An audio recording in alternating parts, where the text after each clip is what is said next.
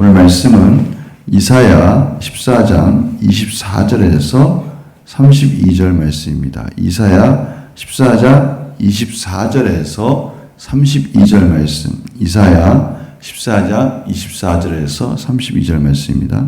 제가 봉독해 드리겠습니다. 만군의 여호와께서 맹세하시되 내가 생각한 것이 반드시 되며 내가 경영한 것을 반드시 이루리라. 내가 아수르를 나의 땅에서 파하며 나의 산에서 그것을 짓밟으리니 그때 그의 멍에가 이스라엘에게서 떠나고 그의 짐이 그들의 어깨에서 벗어질 것이라. 이것이 온 세계를 향하여 정한 경영이며 이것이 열방을 향하여 편손이라 하셨나니 만군의 여호와께서 경영하셨은즉 누가 능히 그것을 패하며 그의 손을 펴셨은즉 누가 능히 그것을 돌이키랴. 아하스 왕이 죽던 해에 이 경고가 임하니라. 블레셋 온 땅이여 너를 치던 막대가 부러졌다고 기뻐하지 말라. 뱀의 뿌리에서는 독사가 나겠고 그의 열매는 날아다니는 불뱀이 되리라. 가난한 자의 장자는 먹겠고 궁핍한 자는 평안히 누우려니와 내가 내 뿌리를 기근으로 죽일 것이요 내게 남은 자는 사륙을 당하리라. 성문이여 슬피 울지어다. 성읍이여 부르짖을지어다. 너 블레셋이여 다 소멸되리로다. 대저 연기가 북방에서 오는데 그 대열에서 벗어난 자가 없느니라. 그 나라 사신들에게 어떻게 대답하겠느냐. 여호와께서 시온을 세우셨으니 그의 백성의 공고한 자들이 그 안에서 피난하리라 할 것이니라. 아멘. 하나님께서 계속해서 오늘은 바벨론 멸망을 선포하신 후에 아수르와 블레셋의 멸망에 대해서 말씀하고 계십니다. 하나님이 심판하는 나라들의 그 기세 등등한 모습과는 너무나 대조적으로 일시적으로 한순간에 무너지는 모습을 저희들이 보게 됩니다. 진정한 세계를 통치하시는 분이 누구신가? 그분은 여호와 하나님이시라는 것을 말씀하고 계시는 것이죠. 오늘 24절 말씀 보십시오. 만군의 여호와께서 맹세하시되 내가 생각한 것이 반드시 되며 내가 경영한 것을 반드시 이루리라. 하나님의 뜻, 하나님의 의지는 반드시 이룰 것이다. 이것은 하나님만이 하실 수 있는 말씀입니다. 인간은 계획한 것, 생각한 것이 실패할 수도 있고요, 변할 수도 있고 또 달라질 수도 있습니다. 그러나 하나님은 한 번 말씀하신 것을 반드시 이루실 수 있는 분이십니다. 이스라엘은 이제 아수르부터 벗어날 것이고 그 어깨의 짐이 이제는 모든 것으로부터, 모든 무거운 것으로부터 자유함을 얻게 될 것입니다. 오늘 그러한 표현이 대조적으로 이렇게 나와 있어요. 이 편손, 하나님의 손이 활짝 펴질 때 그의 백성은 그 그늘에서 쉼을 얻습니다. 시편 57편 1절에 보면요. 하나님이여 내게 은혜를 베푸소서, 내게 은혜를 베푸소서. 내 영혼이 주께로 피하되 주의 날개 그늘 아래에서 그 재앙들이 지나기까지 피하리이다. 여호와의 손이 펴졌을 때 그 그늘 아래에서 하나님의 백성은 쉼을 얻고 모든 환난에서 안식을 누립니다. 그러나 하나님을 경외하지 않고 하나님을 대항하는 자들에게 있어서는 그 편손이 심판이 손이 되는 것이고 그 심판이 다하기까지 그 편손이 거두어지지 않을 것이다 라고 말씀해 주고 계세요. 오늘 27절 볼까요? 27절 한번 봅시다. 시작. 만군의 여호와께서 경영하셨은즉 누가 능히 그것을 패하며 그의 손을 펴셨은즉 누가 능히 그것을 돌이키랴. 아무도 하나님이 한번 심판하시겠다고 펴신 손을 그것을 피할 수도 없고 돌이킬 수도 없다. 세계를 경영하시는 하나님의 놀라우신 주권적 역사를 말씀해 주고 계셔요. 이것을 계속해서 말씀해 주시는 것은 무슨 의미가 있습니까? 하나님을 의지하라. 하나님의 말씀을 의지하며 살아라 라고 계속해서 선포하시는 것입니다. 이어서 블레셋 심판을 말씀하시는데요. 이 블레셋 심판을 말씀하시는 부분은 좀 이해하기가 어렵습니다. 29절 말씀 볼까요? 블레셋 온 땅이요 너를 치던 막대기가 부러졌다고 기뻐하지 말라. 이 블레셋을 치던 막대기는 아수르입니다. 근데 아수르가 멸망하는 모습을 보니까 블레셋이 기뻐할 수 있어요. 그런데 그 막대기가 부러졌다고 기뻐하지 말라 하면서 여기에 이 살아있는 뱀과 막대기의 뿌리를 이렇게 묘하게 비교하면서 그 부러진 막대기를 뱀의 뿌리로 표현해가지고 그 부러졌다고 해서 막대기가 부러졌다고 해서 그러니까 뱀이 죽었다고 해서 그것을 좋아할 필요 없다는 거예요. 왜냐하면 뱀이 딱 죽고 나니까 거기에서 다시 독사가 났다는 겁니다. 더 무서운 독사가 태어났다는 것이죠. 그리고 그 독사의 열매, 나무랑 비교를 하고 있는 거예요. 그 독사의 열매에서 날아다니는 불뱀이 되었다라고 그러는 거예요. 이 불뱀, 날아다니는 불뱀은 독사보다 더 무서운 독을 가진 뱀을 표현하는 표현 방법입니다.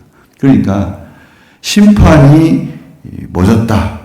이제 아수르가 패했으니까, 멸망했으니까 이제 우리 살았구나 라고 기뻐할 필요가 없다는 거예요. 하나님의 심판은 더 무서운 심판으로 계속해서 이어질 것이다 라고 말씀해 주시는 것이죠. 마치 정말 하나님의 심판을 피하려고 하다가 더 큰 심판을 맞이하는 그 아모스서를 보는 것 같아요. 아모스 5장 18, 19절에 보면 이런 말씀이 나와요. 화 있을진저 여호와의 날을 사모하는 자여 너희가 어찌하여 여호와의 날을 사모하느냐 그날은 어둠이요 빛이 아니라 라고 말씀하시면서 거기 이런 부분이 나와요. 마치 사람이 사자를 피하다가 곰을 만나고 혹은 집에 들어가서 손을 벽에 대었다가 뱀에게 물린 같도다. 사자를 피하려고 하는데 이제 사자를 피했구나 하는데 곰을 만나는 겁니다. 집으로 막 도망가가지고 이제 안심이다 하고 가쁜 숨을 이제 내쉬면서 몰아쉬면서 벽에다 손을 딱 댔더니 거기에 뱀이 있어서 손을 물었다는 거예요. 하나님의 심판을 피했다라고 착각하지 말라는 거예요.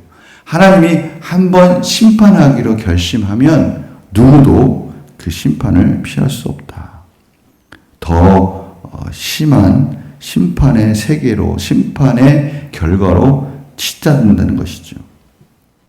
그러나 하나님의 백성은 그렇지 않다라고 말씀해 주고 있어요. 오늘 30절 보니까요. 이것이 대조되는 데 나타나고 있어요. 30절 봅시다. 가난한 자의 장자는 먹겠고 여기서는 지금 하나님의 백성들 말하는 겁니다. 하나님의 백성들이 가난한 자들에게는 하나님께서 먹을 것을 줄 것이고 하나님의 백성의 궁핍한 자에게는 하나님께서 평안한 안식을 줄 것이지만 이 블레셋 원수들의 하나님을 대적하는 자들에게는 그 뿌리를 기근으로 죽일 것이다. 가뭄으로 궁핍하게 할 것이라는 것이죠.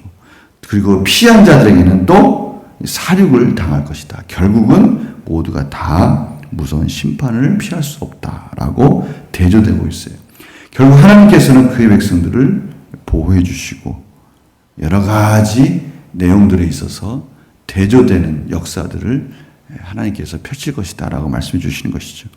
32절에 블레셋에 이스라엘 신들이 있는 곳에 블레셋이 와서 사신들이 와서 협력하자라고 여러 가지 외교적인 방법을 강구할지라도 하나님의 백성은 그들을 의지하지 않고 시온산 예루살렘 하나님이 예비한 곳으로 피할 것이다 라고 마무리 짓고 있습니다. 오늘 말씀을 보면서요.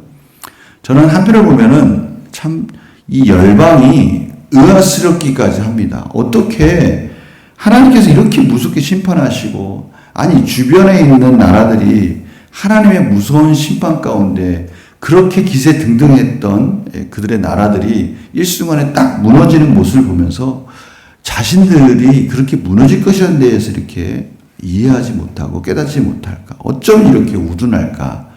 이런 생각을 하게 됩니다. 우둔한 종말을 맞이하게 되는 그 모습.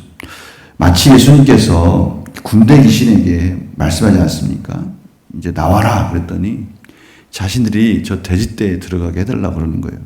들어가라. 그랬더니 돼지떼로 들어갑니다. 2,000마리의 돼지떼로 들어가서 그 호숫가로 막 곰두밭을 치지 않습니까? 그 호수로 들어가면 죽는 거예요. 죽는 거 알면서 그 호수로 막 들어가는 거예요. 귀신이 참으로 피할 곳을 찾아다니는 그런 모습을 봅니다. 결국 마지막 날에는 심판받을 것이니 참으로 운명적으로 안타까운 모습들을 보는 것이죠. 멸망하기를 달려가는 그러한 열방의 모습과 같은 그런 모습을 보게 됩니다. 심판에 우둔한 그 모습, 벗어나지 못하는 모습, 그러면서도 회개하지 못하는 모습, 이런 모습을 통해서 저희들에게 하나님께서 경고하고 계시는 거예요. 저희들은 그런 우둔함으로부터 벗어날 수 있는 예수 그리스도의 십자가의 그늘 아래 있고, 저희들이 이제는 하나님 앞에 회개하고 은혜를 구할 때 그 모든 짐으로부터 벗어날 수가 있습니다. 그런데 아직도 저희들에게 우둔함이 남아있을지인데, 그 우둔함이라는 게 뭡니까? 뻔히 이 길을 가면 그 길을 가는 그 결말에는 멸망이 있을 것이다. 안타까운 일들이 일어날 것이다라는 것을 알면서도 아직도 포기하지 못하고 여기 있는 열방처럼 그 우둔한 길을 계속 가고 있는 그런 못된 습관, 못된 우리의 행동 패턴들, 그러한 우둔한 말들, 이러한 고치지 못하는 반복적인 죄들, 이런 것이 있을 때 오늘 하나님께서 말씀해 주시는 거예요. 그의 백성들은 예수 그리스도의 그 십자가의 그늘 아래에서 자유함을 얻었으니 빨리 벗어나고 그 종말이 가까우기 전에 하나님의 그늘 아래에서 쉼을 얻으라고 말씀해 주시는 겁니다. 저희들에게 결단하라고 말씀해 주시는 것이죠. 하나님의 이 메시지는 심판의 메시지가 아니라 위로와 소망의 메시지인 줄 믿으시기 바랍니다. 저희들은 열방의 그런 우둔함이 아니라 하나님의 지혜의 말씀 안에 사는 자들이라는 것을 명심하시기를 원합니다. 로마서 6장 11절에 그래서 이렇게 말씀해 주십니다. 이와 같이 너희도 너희 자신을 죄에 대하여는 죽은 자요 그리스도 예수 안에서 하나님께 대하여는 살아있는 자로 여길지어다. 믿어라 라고 말씀해 주고 계십니다. 저희들은 이제는 죄에 대해서는 더 이상 죽은 자이고 하나님께 대하여는 살아있는 자다라는 것을 다시 한번 깨닫고 믿음으로 오늘 하루 하나님 주시는 진정한 자유함과 풍성한 은혜를 누리시고 우둔하게 달려가고 있는 멸망으로 달려가고 있으면서도 브레이크가 없이 그렇게 막 달려가고 있는 자들에게 긍휼과 은혜의 손을 펼쳐서 하나님의 그늘로 인도하는, 쉼과 안식으로 인도하는 그런 복된 삶이 되시기를 간절히 축원합니다. 시간 기도하겠습니다. 하나님 감사합니다. 저희들에게 피할 길을 주시고 여호와의 안식과 예루살렘의 그늘로 저희들 인도하여 주셔서 저희들 멸망으로 달려가는 것이 아니라 하나님께 대하여 살아있는 자로 살아가게 해주시니 감사합니다. 아무리 보아도 저희들에게는 그러한 힘과 능력이 없습니다. 예수 그리스도의 은혜로 오늘 하루 모든 멸망으로 가는 그 못된 죄의 습성으로부터 자유함을 얻게 하여 주시옵시고 주변에 있는 많은 사람들이 멸망의 길로 달려가고 있을 때 그들을 주님의 손으로 십자가의 그늘 아래로 인도하는 복된 하루가 될 수 있도록 인도하여 주시옵소서. 감사드리며 예수님의 이름으로 기도드립니다. 아멘.